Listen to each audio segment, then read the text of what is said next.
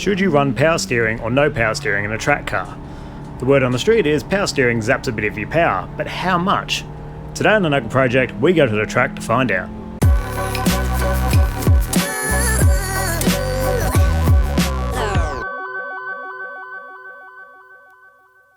So I was on the interwebs the other day and I came across a forum post by a guy who watches the show asking why I hadn't taken the power steering pump out of my car. By the way, thanks for watching, man, you're a gun.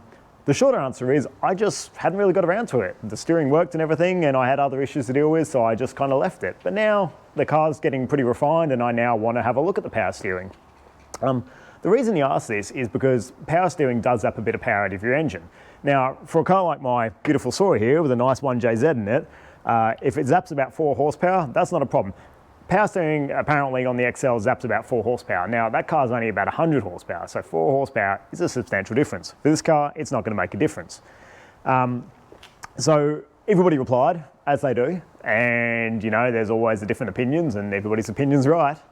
But the main consensus was you go with the power steering rack with the power steering removed. We'll go into why we do that in a minute. First of all, I want to talk about how power steering works, because you know we've got a few beginners on this show and intermediate people, so I'm just going to show you basically how a power steering system works. Here's one I prepared earlier. This is actually an old power steering rack out of my Sora.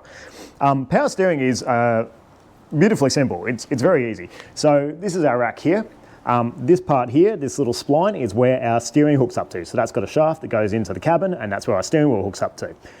Inside this, the basics of it is there's a cog and there's a rack inside, steering rack.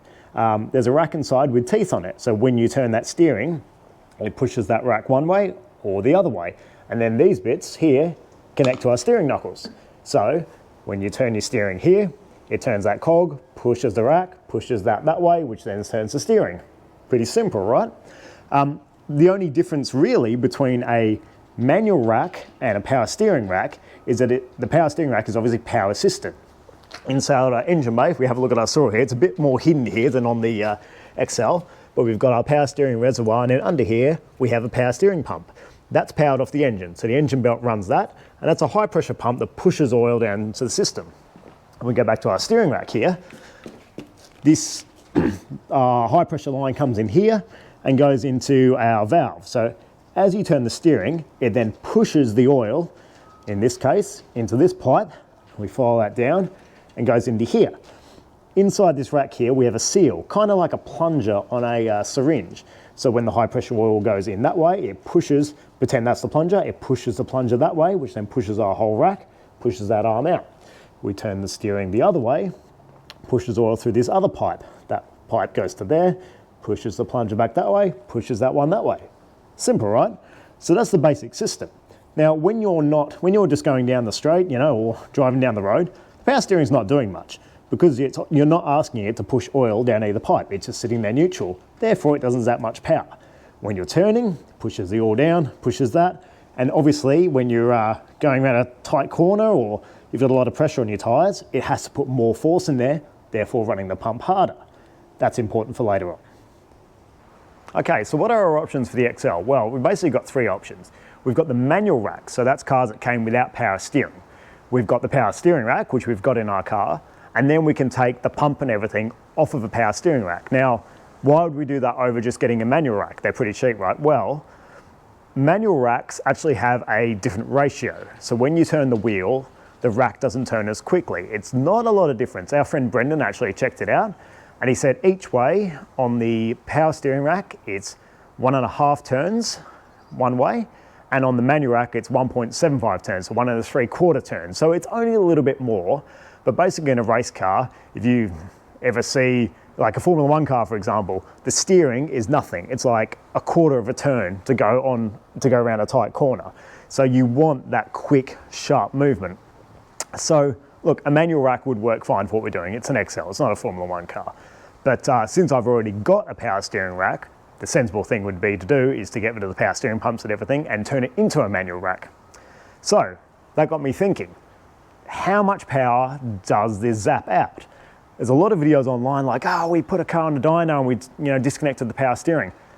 That doesn't work, especially for a front wheel drive, because you turn the steering and it's going to run off the dyno. And if you're running straight, the power steering pump's hardly working anyway. So dynoing, trying to figure out how much power you're losing through power steering on a dyno is dumb. You just can't do it unless you ran lines to a rack external from the car. Way too complicated. I had another idea. So we went to the track at Broadford to go and find out and see if a disconnected power steering will actually give us more power and more cornering speed. Hey gang, so we're at Broadford doing a track day, and I figured we'd test out this whole power steering theory. So instead of just ripping my power steering out, what I've done is I've just removed the belt. Like so. So all the power steering junk's still in there, but I've removed it to see basically what it feels like. And also if we're losing any power. So I'm getting used to the track. I've still got a bit more to do, but once I'm used to the track, later on this session, I'm going to put the belt back on, and we're going to try it with the power steering on. And there's a few good uphills with turns where the power steering should be zapping power, so we'll see if that zaps any power. Anyway, we'll go out, we'll do a few more laps, and then we'll try it with the power steering back on. See what it's like. I'm here with the Hyundai crew. It's our Hyundai gang. Got, what do we got? Getz's? Getz. Oh, I'm the old one out with the XL, but we got Getz. You've lost your Oh no, Getz Echo. Sorry. Oh, Toyota boy. No, it's awesome. Cool. So what we've done now is put the power steering belt back on, and I think I'm going to hate it, to be honest. But we'll see on corner 1 how much difference it makes with calling group E. engine speed. Dummy group, please. Thanks, Tara. Yeah, we'll see what the speed difference is. Anyway, we'll give it a go. So this is our Broadford track. All these corners around here are all downhill. The only uphill ones are this one and this one. So the last corner and the first corner. The last corner is not great. It's there wasn't much grip on there. It's very understeery in a front-wheel drive car. Pretty much didn't give us details we needed. This corner, on the other hand, was perfect. This is a fast right-hand uphill. So the tyres are loaded. We're loading up the engine. We're loading up the power steering, and it's a really telling corner for our corner speed. So if we're down on power, we're going to see it in that corner, because obviously going up the hill, we're working the power steering, and that'll be zapping power at the engine. Now, before we go through the data on this, I want to have a talk about the feel of the steering. One of the big things about having power steering or no power steering is the feel of the car and feeling what it's doing. Now, this was actually really interesting. The thing I found with the power steering disconnected, which is what I ran for most of the day, I could actually feel the steering just start to go light when the front wheels were about to break away and understeer. And then the tyre squeal would come in. So I actually could really control the point of when the car was going to break away. Especially if we go back to our map on this corner here, this sweeping corner here, because this is a fast section down here. We're doing about 110, 120. And then this is a heavy braking zone down here. Obviously you can't see on this, but it's a very steep hill, this, and then this hairpin back, the tyres are really loaded up. And you could really feel the steering just start to go light, and you could just back off the throttle or back off the brake or back off the steering just to keep it gripped up. And it was really good. Now, on the last session, when I connected the power steering back up, around that corner, I found I was actually hearing the tyre squeal a split second before I felt it through the steering. So it was the other way around. I was actually hearing it before I was feeling it. Just with that power steering, it just numbed down the feel of the car. So far and away, no power steering gives the car a much better feel.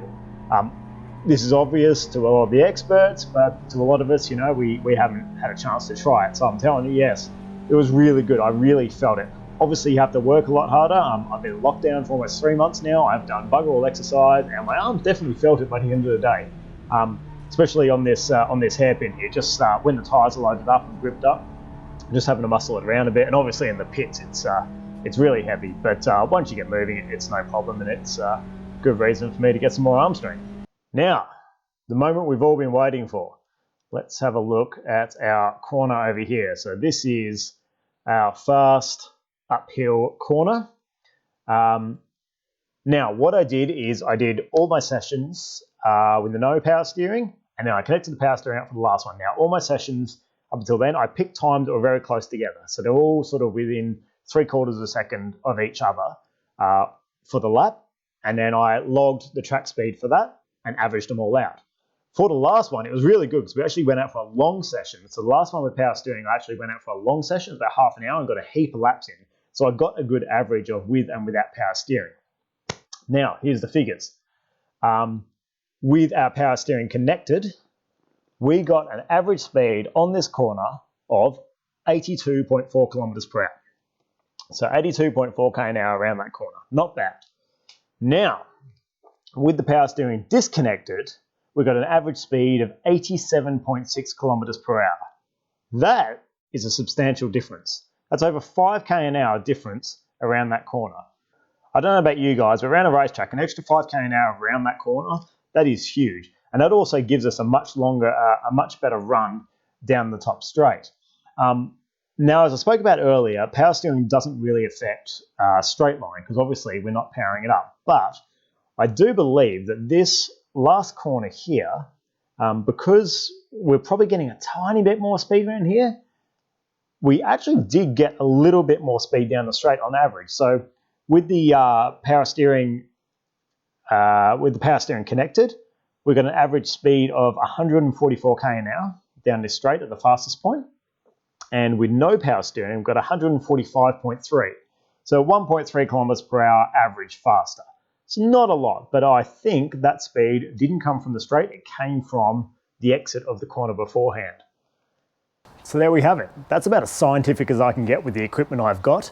But I think that's pretty definitive proof that disconnecting the power steering on a low-powered car like this is a huge gain. I mean, 5 k an hour around that one corner, if I can do that for the whole track, it's substantial. It's really substantial.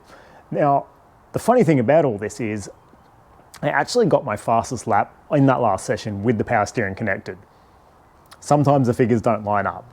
However, I'm going to put that down to me and not the car because I really wanted to be down in the 14s by the end of the day and I just chucked the car into the corners as fast as humanly possible.